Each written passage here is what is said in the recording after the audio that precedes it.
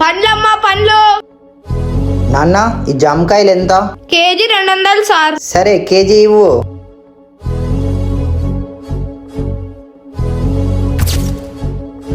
తీసుకోండి సార్.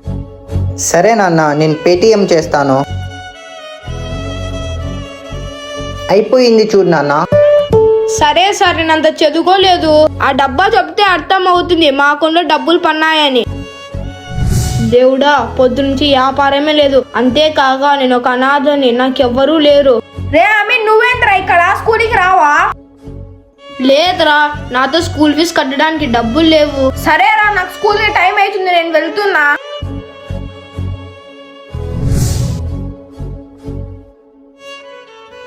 ఇన్ని డబ్బులా? దేవుడా, నేను స్కూల్కి వెళ్ళి స్కూల్ ఫీజు కట్టి బాగా చదువుకుంటా. ఈ వీడియో నచ్చింది లైక్ చేసి గుడ్ అని కామెంట్ చేయండి.